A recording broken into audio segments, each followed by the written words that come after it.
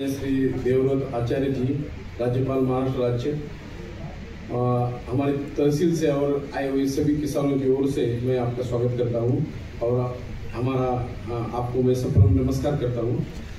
महाराष्ट्र को पहली बार ऐसा राज्यपाल मिला है जो खेती के बारे में इतना बारीकी से जानता है। और सर, आपकी हम वीडियो देखते हैं, किताबें पढ़ते हैं, हमारे कुछ दोस्त आपके गुरुकुल में भी जा चुके हैं और वो देख के सुन के और आपकी ये काम से हमें हमारी खेती करने को, प्राकृतिक सेंद्रीय खेती करने को ताकत मिली है। एक अच्छा माहौल तैयार हुआ है। हम जुन्नर से है, मैं पुणे जिले में जो ये तहसील है उसमें एक जुन्नर तहसील है, वहाँ पे सब्जी और फल की खेती होती है, सभी प्रकार की खेती होती है। बम्बई को और पुणे को ये सप्लाई होता है।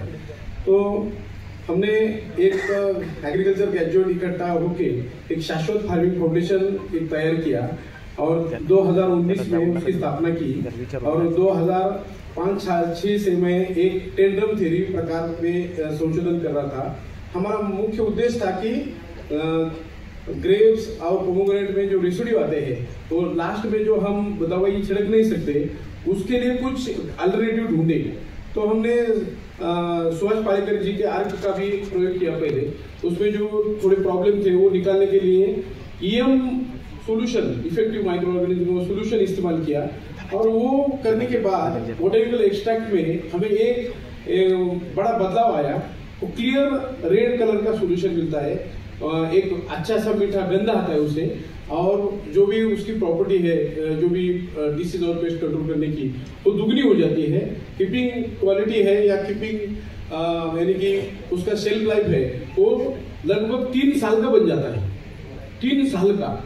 हाँ, बिकॉज उसमें है सैक्रामाइसिस सर्विसेज, वो सैक्रामाइसिस सर्विसेज ये ईस्ट है और वो उसकी लाइफ बढ़ाता है। जैसे कि ये सेम ईस्ट वो हम वाइन में मिलता है, वो इधर भी है।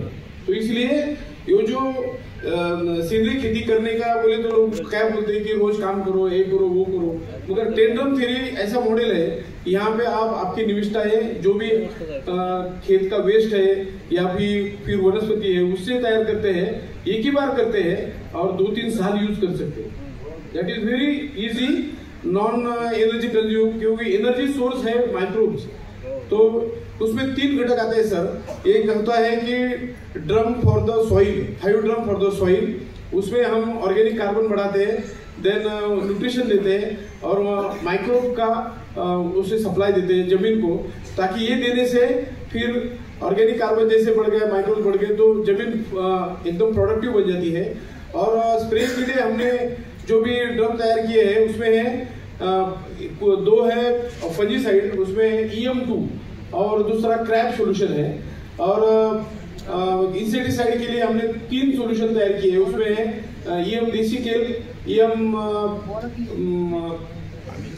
अमीलार्क और EM मेमिलार्क।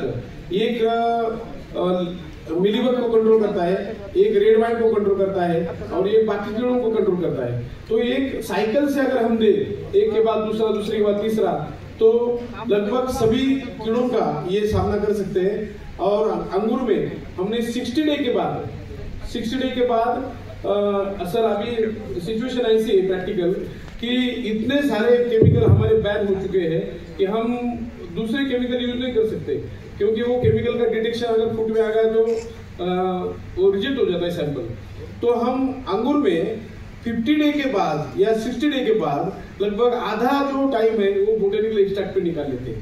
ऐसा ही सेम हो रहा है पोमोग्रेनेट में हो रहा है। अगर पोमोग्रेनेट का लास्ट का 2-3 महीने का पीरियड है, उधर अगर हम कोई केमिकल छिड़के तो वो एक्सपोर्ट से बाहर हो जाता है। तो इसलिए जरूरत थी, इसलिए हमने उस पर और काम किया।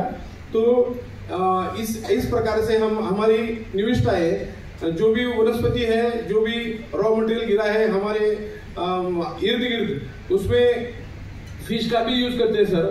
वृक्ष आयुर्वेद में ये कुनम जल का जो सिद्धांत है उसका हमने उपयोग किया है। क्रैब का भी इसी माध्यम से सोल्यूशन बनाते हैं और फिश का भी बनाते हैं। फिश है हमारा अमीनो एसिड है, क्रैब हमारा फंजीसाइड है और एक 3 वनस्पतियां है, एक है कोरपड़ यानी कि एलोवेरा, दूसरा है मोरिंगा और तीसरा है मेथी घास, दैट इज ल्यूसर, जो भी हम जानवर के लिए ल्यूसर। तो उसमें इतनी शक्ति है कि वो अगर हम 15-15 किलो कट करके EM2 के सोल्यूशन में डुबा दे तो जो देशी केल बनता है, क्योंकि बाजार में केल दूसरे फॉरेन के आते थे, वो केल प्लम से बेचते थे, तो मैंने सोचा चलो हमारा खुद का देशी है, स्वदेशी, तो फिर देशी केल प्लम रख दिया उसका, और बढ़िया टॉनिक करके वो काम करता है।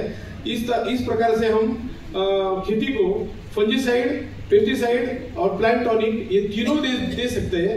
तो इससे क्या होता है कि खत का कुछ प्रावधान होता है और दवाई और ये जो पेस्टिसाइड उसका प्रावधान होता है। तो 100%, 50% जो खर्चा है जो दवाई पे हो रहा है अंगूर की खेती में या अनार की खेती और किसी भी खेती में, तो वो कम होता है, यील्ड बढ़ता है, क्वालिटी इंप्रूव होता है, और जो प्रोडक्ट आप खा रहे हो वो असली फॉर्म में हमें लगता है, क्योंकि बहुत कम केमिकल का इस्तेमाल उधर हुआ है, इसलिए ओरिजिनल जो टेस्ट है वो उसकी आ जाती है। तो इस प्रकार से हमने प्रयोग किया है। हमारी दो यानी कि एक विनती थी आपके पास कि ये जो प्लांट सेकेंडरी मेटाबोलाइट्स का प्रयोग हम करते हैं, डिफरेंट ये पौधे चुनते हैं और वो काम करते हैं, तो only 25 to 30 plants are knowable, और उसका प्लांट सेकेंडरी मेटाबोलाइट का हिस्ट्री हमें मालूम है। सारे महाराष्ट्र में देखे सर तो इतने सारे प्लांट्स हैं, मगर हमें मालूम नहीं कि कौन से प्लांट पे कौन से प्लांट सेकेंडरी मेटाबोलाइट है, और उसका अगर कुछ मैपिंग हो गया, कुछ डाटा तैयार हो गया, तो हर जगह का जो किसान है उसकी वो प्लांट लेके ये दवाइयां बना सकता है। ये था। और दूसरा, सारी हमारे पास वीडिसाइड का जल्दी मिलता है, मगर वीड कंट्रोल करने के लिए मशीनरी नहीं मिलता सर। यानी कि बाजार में जाए तो वीडिसाइड 1000 लीटर में उपलब्ध है, मगर ब्रश कटर नहीं है, मल्चर नहीं है, या फिर वुड चिपर नहीं है।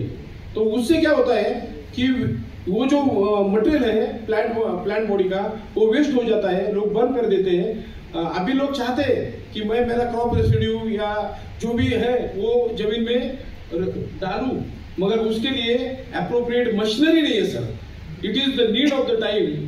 और ऐसा अगर हमने किया तो हमारा एक छोटा सा रेफरेंस मैं आपके सामने रखना चाहता हूं कि 1 एकड़ लैंड में 15 से 30 टन कार्बन डाइऑक्साइड फोटोसिंथेसिस से ट्रैप हो जाता है, और उससे 8 से 18 टन 8 से 18 टन और ड्राई मैटर, ऑर्गेनिक मैटर बनता है, और उसमें से only 25% of that dry matter is converted into the final yield, और जो बचा हुआ है वही रहता है। और मोस्ट ऑफ द टाइम हम भारतीय किसान को वेस्ट करते हैं, इतना वेस्ट करते हैं कि दिल्ली में पोल्यूशन की समस्या बढ़ गई। तो मेरी विनती है सर, ये जो इम्प्लीमेंट है उस पर भी काम किया जाए ताकि हम ऑर्गेनिक कार्बन आसानी से बढ़ा सके। धन्यवाद।